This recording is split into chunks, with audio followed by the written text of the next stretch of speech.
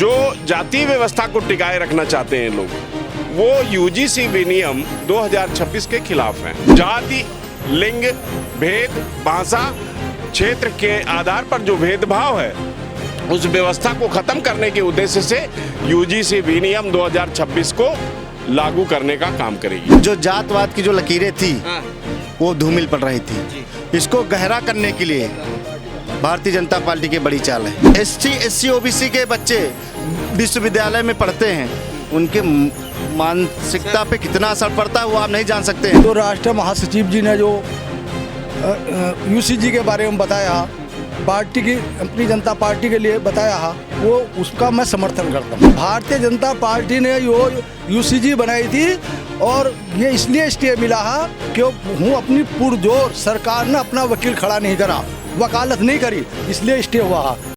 नमस्ते, मैं शमी, आप देख रहे हैं सौगंध टीवी। इस वक्त हम देश की राजधानी दिल्ली के जंतर मंतर में मौजूद हैं और जंतर मंतर कई लाखों लोगों की आवाज़ बन के उभरती है। या अक्सर यहाँ पर लोग आते हैं अपनी बातें रखने के लिए।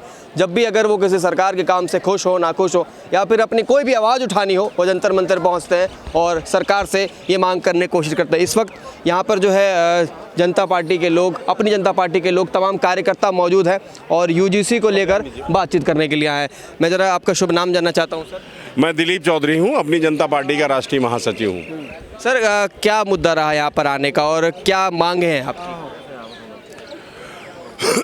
जिन लोगों ने हजारों साल की सड़ी गली व्यवस्था, जातीय व्यवस्था को बनाए रखा है और उस व्यवस्था को समाप्त करते हुए भारत का संविधान 1950 में लागू हुआ, यहाँ वर्गीकरण हुआ, लेकिन जो जातीय व्यवस्था को टिकाए रखना चाहते हैं लोग, वो यूजीसी विनियम 2026 के खिलाफ हैं।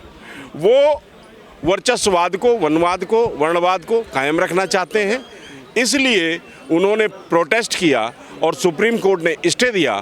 आज अपनी जनता पार्टी और उसके राष्ट्रीय अध्यक्ष माननीय स्वामी प्रसाद मौर्य जी के नेतृत्व में पूरे देश से यहाँ हजारों के तादाद में आप देख रहे होंगे कार्यकर्ता उमड़े हैं और मुझे पूरा विश्वास है कि भारत सरकार और सुप्रीम कोर्ट भी इस पर विचार करेगी और जातीय व्यवस्था के खिलाफ, जाति, लिंग, भेद, भाषा, क्षेत्र के आधार पर जो भेदभाव है, उस व्यवस्था को खत्म करने के उद्देश्य से यूजीसी विनियम 2026 को लागू करने का काम करेगी। मगर सर, इस जो बिल लागू हुआ था और फिर इस पर स्टे लग गया, तो 19 मार्च जो डेट दी गई है, 19 मार्च का इंतजार क्यों नहीं कर रहे हैं लोग? 19 मार्च के बाद अगर धरना दें, क्योंकि जो डिसीजन है सुप्रीम कोर्ट का डिसीजन तो 19 मार्च के बाद आएगा। लोकतंत्र की खूबसूरती है। सुप्रीम कोर्ट ने अपना किया काम, पार्टी वाले अपना काम कर रहे हैं। सुप्रीम कोर्ट ने काम किया, उसी के डायरेक्शन में यूजीसी कमीशन ने ये कमेटी बनाई, कमेटी ने बिल बनाया और लोगों ने प्रोटेस्ट किया, सुप्रीम कोर्ट ने स्टे दिया। लोकतंत्र की खूबसूरती ये है कि जिन लोगों का अधिकार बचना है वो भी सड़क पे हैं और जिन लोगों ने शोषण, अत्याचार और अन्याय को अपना जन्मसिद्ध अधिकार माना हुआ है वो भी सड़क पर हैं। फैसला सुप्रीम कोर्ट को करना है। 19 तारीख है, 17 तारीख को अपनी जनता पार्टी मैदान में। नमस्कार सर जी, क्या कहना चाहेंगे आपकी, जिस तरीके से यूजीसी जब से बिल आया है तब से बवाल मचा हुआ है, कहें तो पूरे देश के लोग, कभी स्वर्ण समाज के लोग सड़कों पर उतरते हैं, प्रदर्शन करते हैं, नारेबाजी करते हैं। अब जो है, जो अल्पसंख्यक समाज से हो या फिर दलित समाज से हो, शूद्र समाज से हो, वो लोग सड़कों पर उतर रहे हैं और ये कह रहे हैं कि यूजीसी बिल बढ़िया था। देखिए, विश्वविद्यालय अनुदान आयोग जो यूजीसी कानून है, आप देखिए वर्तमान की स्थिति हम बता रहे हैं। शैक्षिक और आर्थिक विकास के चलते जो जातवाद की जो लकीरें थी वो धूमिल पड़ रही थी, इसको गहरा करने के लिए भारतीय जनता पार्टी की बड़ी चाल है। क्योंकि शैक्षिक और आर्थिक विकास के चलते जो ये गहरी लकीर थी वो अब धूमिल पड़ने लगी थी। तो बात ये है कि इसको जो एसटी, एससी, ओबीसी के बच्चे विश्वविद्यालय में पढ़ते हैं, उनके मानसिकता पे कितना असर पड़ता है वो आप नहीं जान सकते हैं। वो तो सिर्फ एससी, एसटी, ओबीसी के बच्चे जान सकते हैं। उनके माता पिता अपना खेत गिरवी करके खेत बेच के बच्चे को पढ़ाने के लिए विश्वविद्यालय भेजते हैं। एक मिनट देखिए उसके सर, बाद देखिए इसके सर इतना एक प्रताड़ित किया जाता है। एक मिनट सर, देखिए इस बात में कोई दो राय नहीं है कि सालों से इस देश का दुर्भाग्य रहा है कि जो मानसिक रूप से, आर्थिक रूप से प्रताड़ना हुए हैं लोगों के, चाहे वो बात तो कहने दीजिए। विद्यार्थी हो, चाहे दलित समाज से हो, ये सालों से लगातार चलता आ रहा है। लेकिन जो यूजीसी बिल आया था उसमें कुछ गलतियां थी, कुछ त्रुटियां थी, तभी तो सुप्रीम कोर्ट ने स्टे लगाया।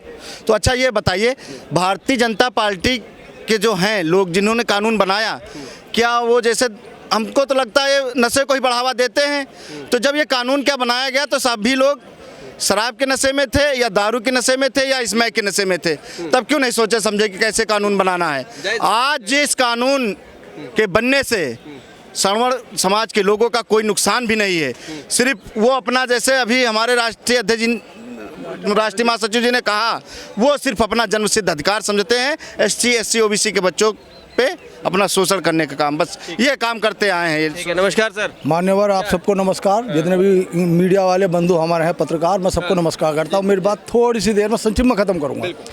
सबसे पहले तो हमारे जो राष्ट्रीय महासचिव जी ने जो UCG के बारे में बताया, पार्टी की, अपनी जनता पार्टी के लिए बताया, वो उसका मैं समर्थन करता हूँ। दूसरी बात, मैं तो स्वामी प्रसाद मौर्य जी के परम कार्यकर्ताओं में हूँ और रहा भी हूँ और हूँ भी। यदि भारतीय जनता पार्टी ने UCG बनाई थी और ये इसलिए स्टे मिला है कि हूँ अपनी पुरजोर, सरकार ने अपना वकील खड़ा नहीं करा, वकालत नहीं करी, इसलिए स्टे हुआ है। एक बात। दूसरी बात, यदि अपनी जनता पार्टी के कार्यकर्ताओं की सुनवाई और स्वामी प्रसाद मौर्य की बात भारतीय जनता पार्टी ने नहीं मानी, तो इसका बैकवर्ड समाज के लोग, पिछड़ी जाति के समाज के लोग इन्हें सड़क पर ला देंगे। धनीराम सैनी कह रहे हैं, आप जनपद बिजनौर का रहने वाला, सड़क पर ही उतरेंगे, प्रदर्शन ही करेंगे ना? प्रदर्शन भी करेंगे और कुछ तो वोट अपनी पार्टी को देंगे। इन्हें अगर स्वामी प्रसाद मौर्य जी की बात नहीं मानी गई इस UCG के लिए, तो हम सारे बैकवर्ड समाज के लोग जनता पार्टी का विरोध करेंगे, बल्कि वोट भी नहीं देने के। ठीक है। देखिए यहाँ पर जितने लोग प्रदर्शन करने के लिए आए हैं, सबकी मांगे है कि जो UGC कानून आया था उसको वापस से लागू किया जाए। बहरहाल हम तो इंतज़ार कर रहे हैं 19 मार्च का। 19 मार्च को जब भी सुप्रीम कोर्ट से जो भी आदेश आएगा वो सर्वोपरि होगा। तब तक के लिए देखते रहिए सौगंध TV। नमस्कार, जय हिंद। आप देख रहे हैं सौगंध TV, सौगंध वतन की।